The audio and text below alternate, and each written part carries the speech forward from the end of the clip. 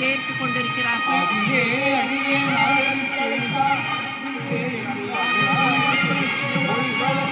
மாண்புமிகு மோடி சேர்க்கிறார்கள். பிரதானமந்திரி जी अभी सेंगोल மலர்கொடி சடைகளுடன் அரசாங்கர் ஆணை செங்கோல் மாண்புமிகு பாரத பிரதமர் அவர்கள் மரியாதை செலுத்துகிறார்கள்.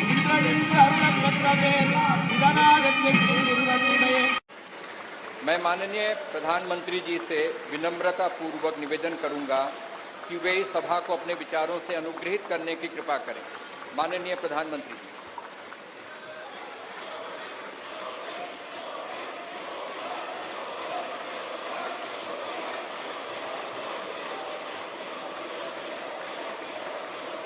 लोकसभा के स्पीकर आदरणीय श्री ओम बिरला जी, राज्यसभा के उपसभापति श्री हरिवंश जी, माननीय सांसदगण, सभी वरिष्ठ जनप्रतिनिधि, विशिष्ट अतिथि, अन्य सभी महानुभाव और मेरे प्यारे देशवासियों, हर देश की विकास यात्रा में कुछ पल ऐसे आते हैं जो हमेशा के लिए अमर हो जाते हैं।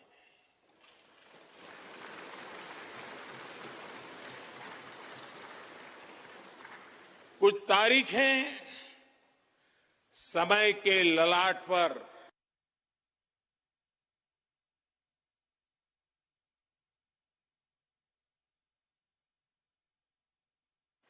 आज 28 मई 2023 का ये दिन ऐसा ही शुभ अवसर है।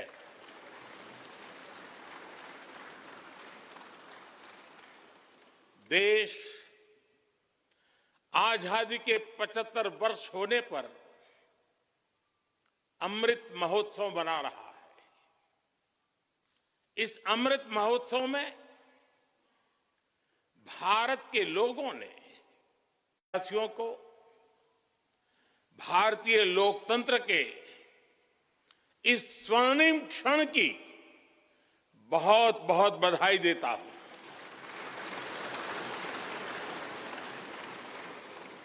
साथियों, ये सिर्फ एक भवन नहीं है, ये 140 करोड़ भारतवासियों की आकांक्षाओं और सपनों का प्रतिबिंब है।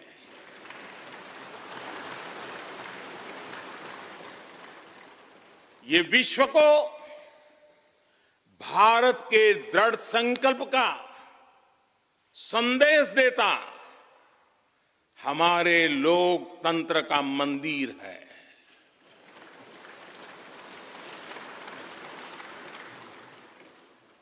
ये नया संसद भवन योजना को यथार्थ से,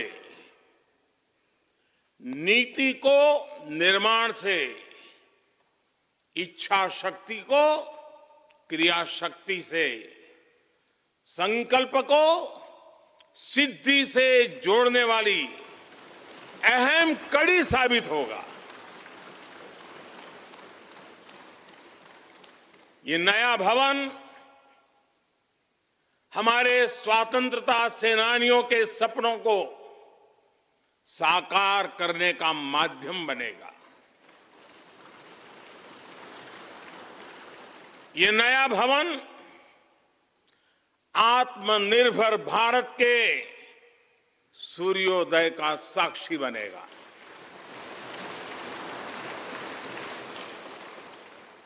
ये नया भवन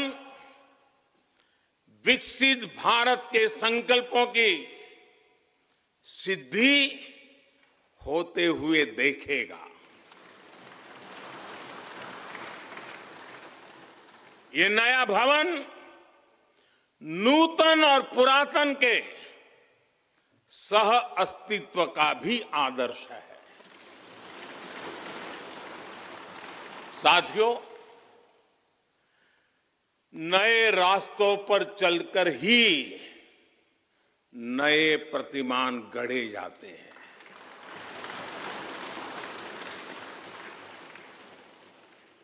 आज नया भारत नए लक्ष्य तय कर रहा है, नए रास्ते गढ़ रहा है। नया जोश है, नया उमंग है, नया सफर है, नई सोच है। दिशा नई है, दृष्टि नई है, संकल्प नया है, विश्वास नया है।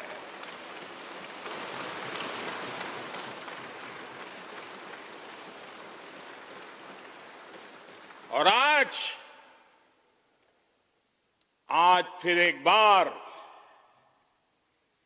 पूरा विश्व भारत को,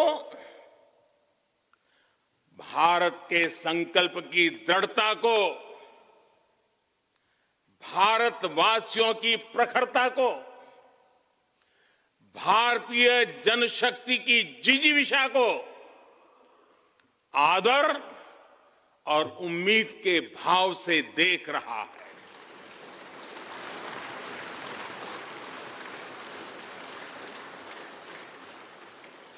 जब भारत आगे बढ़ता है तो विश्व आगे बढ़ता है।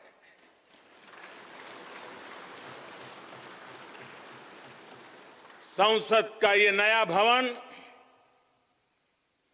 भारत के विकास से विश्व के विकास का भी आह्वान करेगा।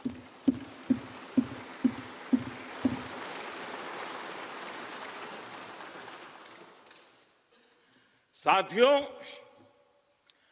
आज इस ऐतिहासिक अवसर पर कुछ देर पहले संसद की इस नई इमारत में पवित्र सेंगोल की भी स्थापना हुई है।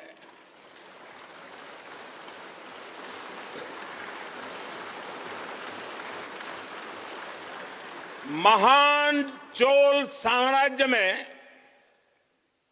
सेंगोल को कर्तव्य पथ का, सेवा पथ का, राष्ट्र पथ का प्रतीक माना जाता था।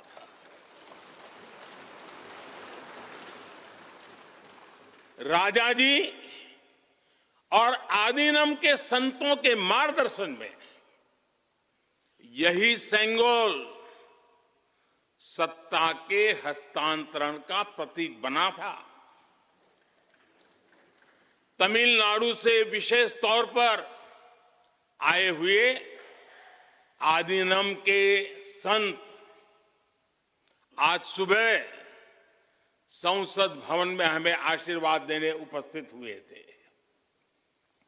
मैं उन्हें पुनः श्रद्धापूर्वक नमन करता हूं।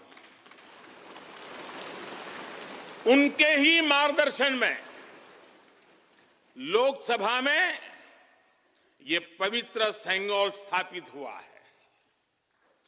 पिछले दिनों मीडिया में इसके इतिहास से जुड़ी बहुत सारी जानकारी उजागर हुई है। मैं इसके विस्तार में नहीं जाना चाहता हूं, लेकिन मैं मानता हूं ये हमारा सौभाग्य है कि इस पवित्र सेंगोल को हम उसकी गरिमा लौटा सके हैं, उसकी मान मर्यादा लौटा सके। जब भी इस संसद भवन में कार्यवाही शुरू होगी, ये सेंगोल हम सभी को प्रेरणा देता रहेगा। साथियों, भारत एक लोकतांत्रिक राष्ट्र ही नहीं बल्कि लोकतंत्र की जननी भी है। मदर ऑफ डेमोक्रेसी भी है। भारत आज वैश्विक लोकतंत्र का भी बहुत बड़ा आधार है। लोकतंत्र हमारे लिए सिर्फ एक व्यवस्था नहीं, एक संस्कार है, एक विचार है, एक परंपरा है। हमारे वेद हमें सभाओं और समितियों के लोकतांत्रिक आदर्श सिखाते हैं। महाभारत जैसे ग्रंथों में गणों और गणतंत्रों की व्यवस्था का उल्लेख मिलता है। हमने वैशाली जैसे गणतंत्रों को जीकर दिखाया है। हमने भगवान बसवेश्वर के अनुभव मंटपा को अपना गौरव माना है। तमिलनाडु में मिला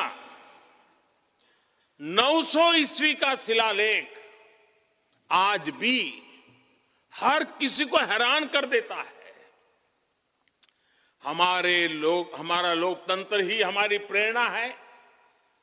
हमारा संविधान ही हमारा संकल्प है।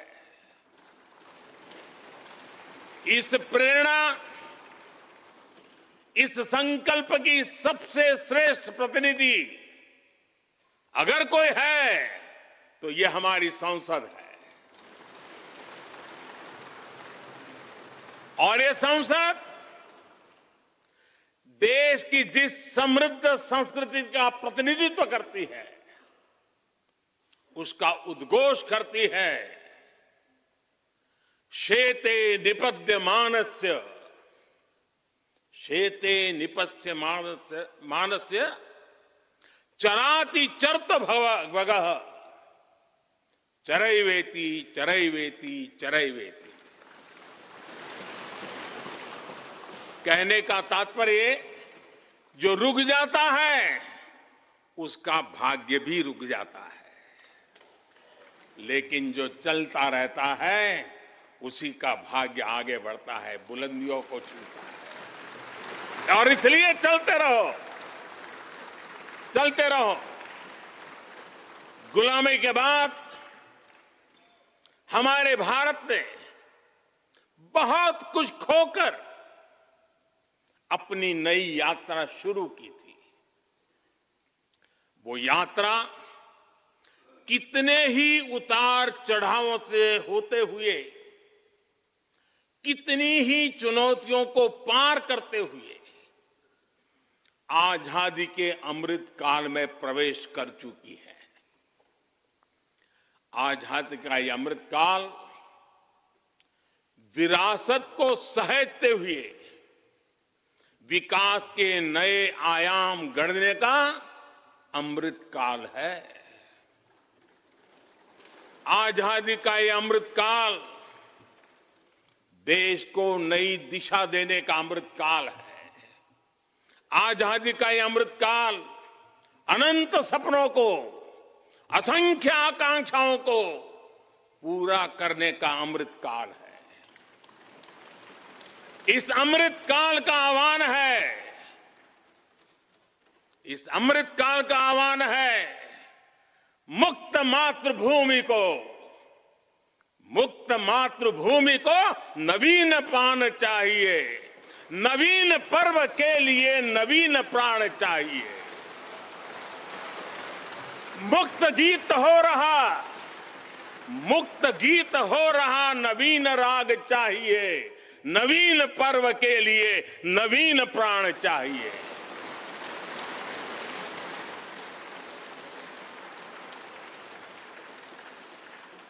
और इसलिए भारत के भविष्य को उज्जवल बनाने वाली इस कार्यस्थली को भी उतना ही नवीन होना चाहिए, आधुनिक होना चाहिए।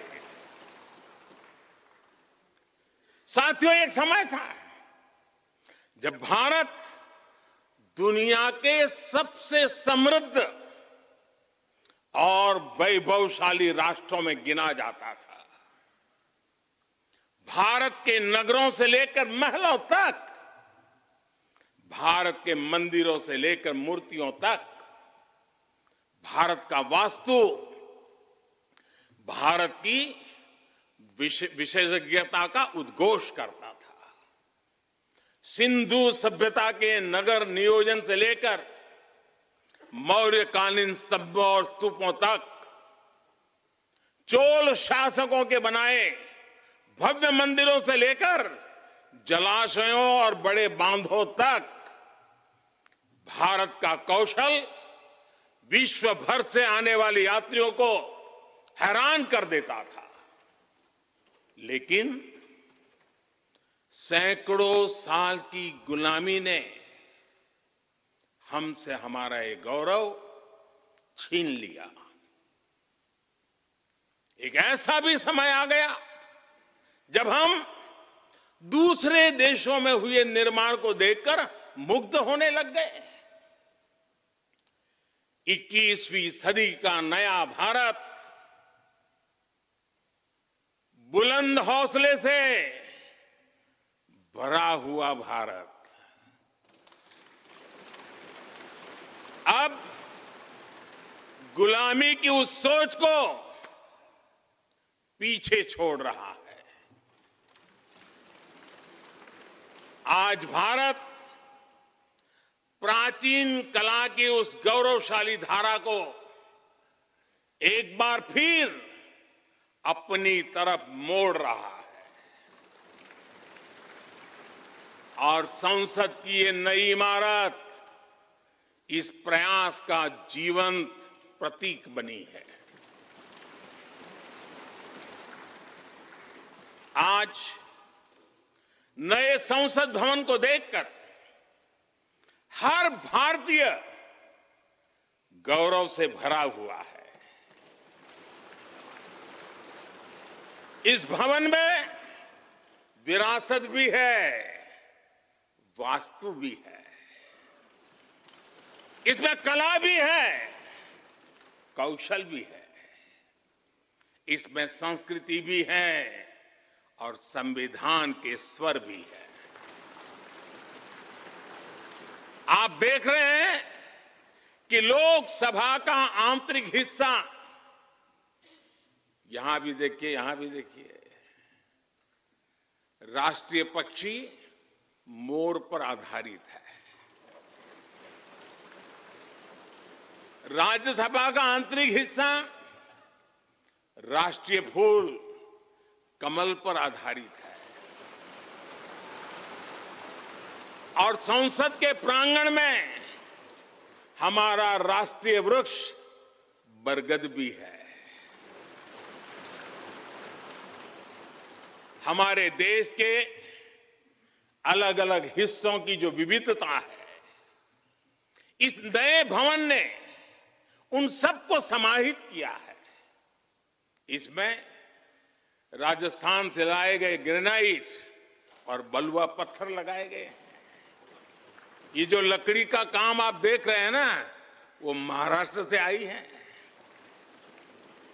यूपी में भदोही के कारीगरों ने इसके लिए अपने हाथ से कालीनों को बुना है।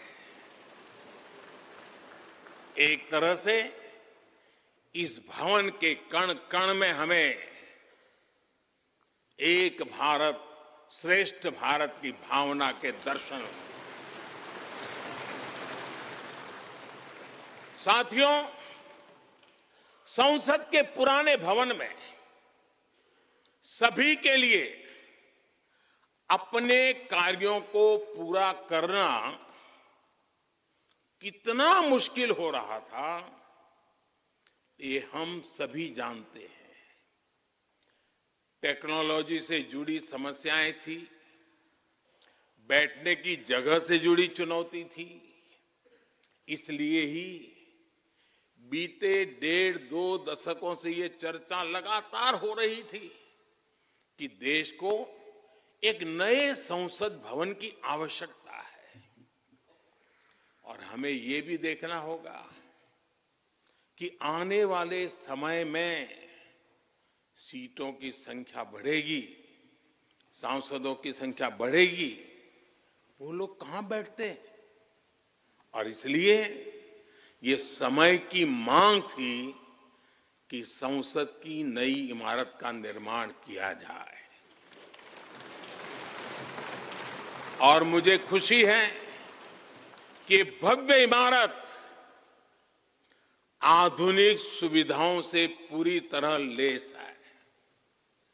आप देख रहे हैं कि इस समय भी इस हॉल में सूरज का प्रकाश सीधे आ रहा है। बिजली कम से कम खर्च हो, हर तरफ लेटेस्ट टेक्नोलॉजी वाले गैजेट्स हों, इन सभी का इसमें पूरा ध्यान रखा गया है। साथियों, आज सुबह ही मैं इस संसद भवन को बनाने वाले श्रमिकों के एक समूह से मिला हूं। इस संसद भवन ने करीब 60,000 श्रमिकों को रोजगार देने का भी काम किया है। उन्होंने इस नई इमारत के लिए अपना पसीना बहाया है। मुझे खुशी है कि इनके श्रम को समर्पित एक डिजिटल गैलरी भी संसद में बनाई गई है और विश्व में शायद ये पहली बार हुआ होगा। संसद के निर्माण में अब उनका योगदान भी अमर हो गया है। साथियों, कोई भी एक्सपर्ट अगर पिछले 9 वर्षों का आकलन करे तो पाएगा कि ये 9 साल भारत में नव निर्माण के रहे हैं, गरीब कल्याण के रहे हैं। आज हमें संसद की नई इमारत के निर्माण का गर्व है, तो मुझे पिछले 9 साल में गरीबों के 4 करोड़ घर बनने का भी संतोष है। आज जब हम इस भव्य इमारत को देखकर अपना सर ऊंचा कर रहे हैं, तो मुझे पिछले 9 साल में बने 11 करोड़ शौचालयों का भी संतोष है, जिन्होंने महिलाओं की गरिमा की रक्षा की, उनका सर ऊंचा कर दिया। आज जब हम इस संसद भवन में सुविधाओं की बात कर रहे हैं, तो मुझे संतोष है कि पिछले 9 साल में हमने गांवों को जोड़ने के लिए 4 लाख किलोमीटर से भी ज्यादा सड़कों का निर्माण किया। आज जब हम इस इको फ्रेंडली इमारत को देखकर खुश हैं, तो मुझे संतोष है कि हमने पानी की एक एक बूंद बचाने के लिए 50,000 से ज्यादा अमृत सरोवरों का निर्माण किया है। आज जब हम इस नए संसद भवन की लोकसभा और राज्यसभा को देखकर उत्सव मना रहे हैं, तो मुझे संतोष है कि हमने देश में 30,000 से ज्यादा नए पंचायत भवन भी बनाए हैं। यानी पंचायत भवन से लेकर संसद भवन तक हमारी निष्ठा एक ही है, हमारी प्रेरणा एक रही। देश का विकास, देश के लोगों का विकास। साथियों, आपको ध्यान होगा 15 अगस्त को लाल किले से मैंने कहा था, यही समय है, सही समय है।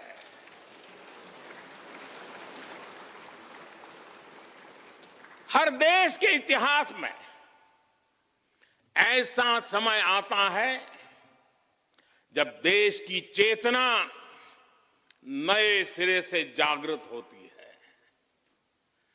भारत में आजादी के 25 साल पहले, 47 के पहले 25 साल याद कीजिए, आजादी के 25 साल पहले ऐसा ही समय आया था। गांधी जी के असहयोग आंदोलन ने पूरे देश को एक विश्वास से भर दिया था। गांधी जी ने स्वराज के संकल्प से हर भारतवासी को जोड़ दिया था। ये वो दौर था जब हर भारतीय आजादी के लिए जी जान से जुट गया था। इसका नतीजा हमने 1947 में भारत की आजादी के तौर पर देखा। आजादी का ये अमृतकाल भी भारत के इतिहास का ऐसा ही पड़ाव है। आज से 25 साल बाद भारत अपनी आजादी के 100 वर्ष पूरे करेगा। हमारे पास भी 25 वर्ष का अमृत कालखंड है। इन 25 वर्षों में हमें मिलकर भारत को विकसित राष्ट्र बनाना है।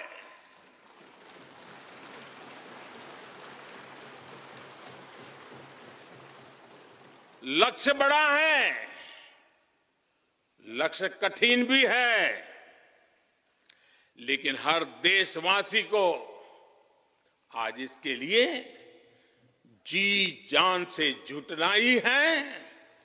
नए प्रण लेने हैं, नए संकल्प लेने हैं, नई गति पकड़नी है। और इतिहास गवाह है कि हम भारतीयों का विश्वास सिर्फ भारत तक ही सीमित नहीं रहता। हमारी आजादी की लड़ाई ने दुनिया के बहुत सारे देशों में उस समय एक नई चेतना जागृत कर दी थी। हमारी आजादी की लड़ाई से भारत तो आजाद हुआ ही, साथ ही कई देश आजादी की राह पर चल पड़े। भारत के विश्वास ने दूसरे देशों के विश्वास को सहारा दिया था। और इसलिए भारत जैसा विविधता से भरा देश, इतनी बड़ी आबादी वाला देश, इतनी सारी चुनौतियों से लड़ने वाला देश जब एक विश्वास के साथ आगे बढ़ता है तो इससे दुनिया के अनेक देशों को प्रेरणा भी मिलती है। भारत की हर सफलता आने वाले दिनों में दुनिया के अलग अलग भूभाग में अलग अलग देशों की सफलता के रूप में प्रेरणा का कारण बनने वाली है। आज यदि भारत तेजी से गरीबी दूर करता है तो ये कई देशों को गरीबी से बाहर आने की प्रेरणा भी देता है। भारत का विकसित होने का संकल्प कई और देशों का संबल बनेगा। इसलिए भारत की जिम्मेदारी और बड़ी हो जाती है। और साथियों, सफलता की पहली शर्त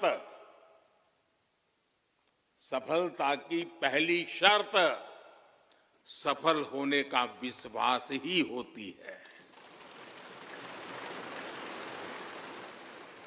ये नया संसद भवन इस विश्वास को नई बुलंदी देने वाला है। ये विकसित भारत के निर्माण में हम सभी के लिए नई प्रेरणा बनेगा। ये संसद भवन हर भारतीय के कर्तव्य भाव को जागृत करेगा। मुझे विश्वास है इस संसद में जो जनप्रतिनिधि बैठेंगे वे नई प्रेरणा के साथ लोकतंत्र को नई दिशा देने का प्रयास करेंगे।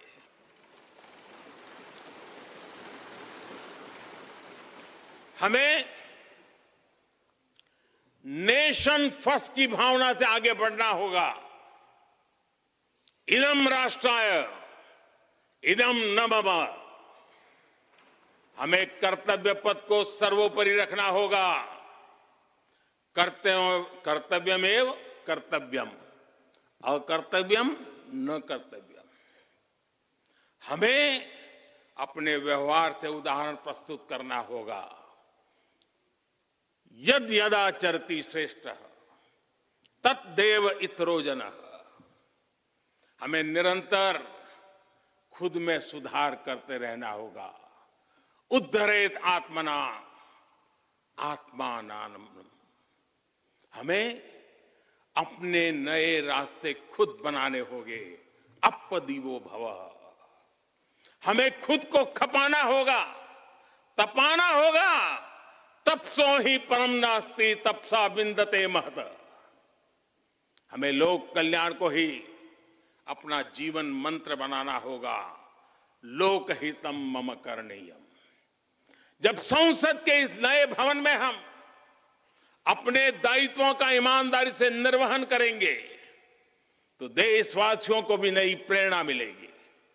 साथियों, दुनिया के सबसे बड़े लोकतंत्र को यह नई संसद एक नई ऊर्जा और नई मजबूती प्रदान करेगी। हमारे श्रमिकों ने अपने पसीने से इस संसद भवन को इतना भव्य बना दिया है। अब हम सभी सांसदों का दायित्व है कि इसे अपने समर्पण से और ज्यादा दिव्य बनाएंगे।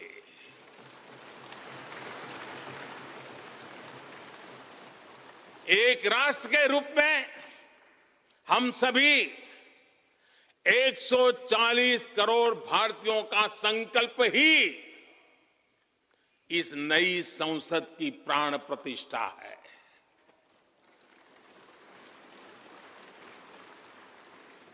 यहां होने वाला हर निर्णय आने वाली सदियों को सजाने संवारने वाला है। यहां होने वाला हर निर्णय आने वाली पीढ़ियों को सशक्त करने वाला होगा। यहां होने वाला हर निर्णय भारत के उज्ज्वल भविष्य का आधार बनेगा। गरीब, दलित, पिछड़ा, आदिवासी, दिव्यांग समाज के हर वंचित परिवार के सशक्तिकरण का, वंचितों को वरीयता का रास्ता यहीं से गुजरता है। इस नए संसद भवन की हर ईंट, हर दीवार, इसका कण कण गरीब के कल्याण के लिए समर्पित है।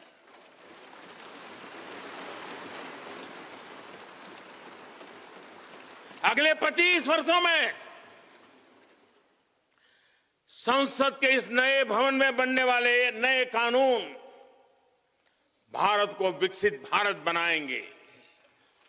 इस संसद में बनने वाले कानून भारत को गरीबी से बाहर निकालने में मदद करेंगे। इस संसद में बनने वाले कानून देश के युवाओं के लिए, महिलाओं के लिए नए अवसरों का निर्माण करेंगे। मुझे विश्वास है संसद का यह नया भवन नए भारत के सृजन का आधार बनेगा। एक समृद्ध, सशक्त और विकसित भारत नीति, न्याय, सत्य, मर्यादा और कर्तव्य पथ पर और सशक्त होकर चलने वाला भारत। मैं समस्त भारतवासियों को नए संसद भवन की फिर से बहुत बहुत बधाई देता हूं। धन्यवाद।